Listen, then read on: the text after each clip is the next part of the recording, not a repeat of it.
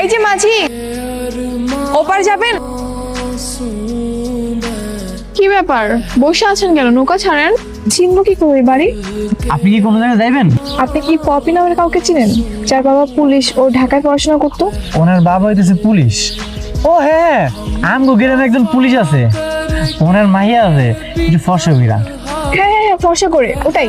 আচ্ছা, এখান থেকে কত দূর? এই তো চলে আইতে, বুঝলে সামনে গেলাম। হাতে বাইতে নাই, বাড়িতে নেই মানে কোথায় গিয়েছে? কই গেছে আমি কেমনে করব? ওনার বাবার তো বরিশালে পোস্টিং হয়েছে এখন। আপনি কি যোগাযোগ করে আসেন নাই?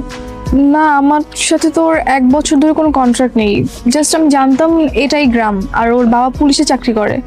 আপনি একটা কাজ করেন, আপনি ঢাকা চলে যান। না না, ঢাকায় যাওয়া যাবে না, আমাকে এই গ্রামে থাকতে হবে। এই গ্রামে আপনার কোনো পরিচিত কেউ আছে নাকি যে যার বাচ্চা আপনি থাকবেন? তো এখন আমি এই সারাটা রাত কোথায় থাকবো? আপনি যদি কিছু না মনে করেন তাহলে আপনি আমাকে বাড়িতে চলেন। ঠিক আছে, আমার কোনো সমস্যা নেই। মা দেখো কারে নিয়ে আইছি। এটা কেডা? তুমি কি বিয়া করে আনছো সাসি? চুপ কর তো, তাড়াতাড়ি আহো, তোমার পোলায় নতুন বিয়া করে আনছে। একটা থাপ্পড় দিয়ে তোর গাল গরম করে দিব। মা কই? এই কি হইছে? এই ভাইয়া কেডা? উনি হইতেছে মুস্কান, ঢাকা থেকে আইছে।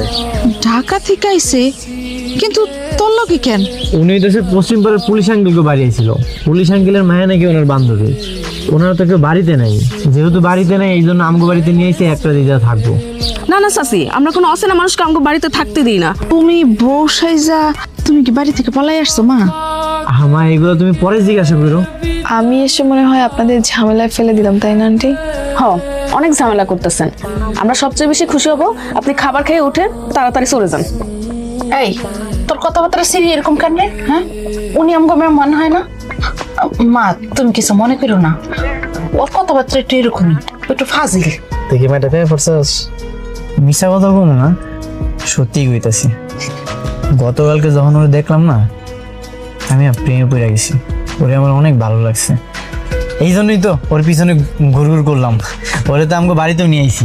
মা দেখো, টিভি কিনে নিয়ে আইছি। টিভি কিনার কি দরকার ছিল? সাসি, এখনো বুঝতে পারো নাই? তোমার এই নতুন মেহমান টিভি দেখতে চাইছে না, সেই জন্য টিভি কিনে আনছে। আপনি যদি কিছু না মনে করেন, এখন থেকে আপনার আমি তুমি পেয়ে কই। হ্যাঁ, বলতেই পারেন। আচ্ছা, আপনার একটা কথা জিজ্ঞাসা করি।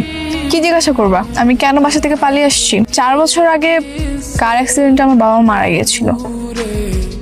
তারপর থেকে আমি ছোট চাচা চাচির কাছে থাকি, আর আমাকে দেখাশোনা তারাই করতো। ভালোই জমি জমা সম্পত্তি আছে আমাদের। তারপর আমার চাচি চেয়েছিল তার ভাইয়ের ছেলের সঙ্গে আমাকে বিয়ে দিবে, কিন্তু লোকটাকে আমার একদমই সহ্য হয় না, তাই আমি পালিয়ে আসছি। এটা তো তোমার সাথে খুবই অন্যায় হয়েছে। আফজাল, মামা? কে মামা? উনি আমার মামা হয়। মা তুই এখানে? ঢাকা এসে জানলাম তুই বিয়ের বাড়ি থেকে পালিয়েছিস। কত জায়গায় খুঁজলাম, আত্মীয় স্বজনের বাসা কারো বাসা বাদ দিই নাই, টিভিতে আর পত্রিকায়ও বিজ্ঞাপন দিলাম, কোথাও পেলাম না। পরে এখান থেকে একটা মেয়ের ফোন পেলাম, জানতে পারলাম তুমি এখানে। গত রাত্রি রওনা দিয়েছি। এইখান থেকে কল করছে? কে কল করছে? আমি কল দিছিলাম। তুই কল দিছস মানে? তুই জানোস না মায়ের কত বিপদে পড়ছে, তারপরও কেন কল দিছস? সবসময় ঝামেলা না করলে হয় না, না?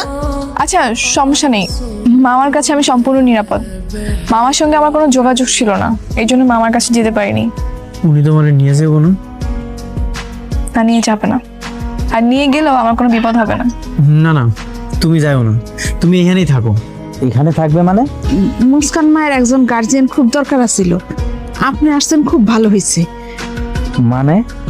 মানে হইতেছে মুস্কান মায়ের আমি আর শহরে যাইতে দিব না, ওরে আমার খুব পছন্দ হয়েছে। ওরে আমি আমার ছেলের বউ করে রাখতে চাই। কি বলেন আপনি? মুস্কান মা, তুমি কত, তোমার কি আমার ছেলেটারে পছন্দ হয়েছে? তুমি কি আমার বাড়ির বউ হয়ে থাকতে পারবা? হ্যাঁ, পারবো। আমার ভাগ্নি যখন রাজি আর এখানেই থাকতে চায়, আমার কোনো আপত্তি নাই, আপনারা ব্যবস্থা করেন। তাহলে আর কি, আমি কাজে রেখে নিয়ে আসি। ঠিক আছে, আপনি আসেন, ভিতরে আসেন, হাত মুখ দিবেন। আচ্ছা। আসেন।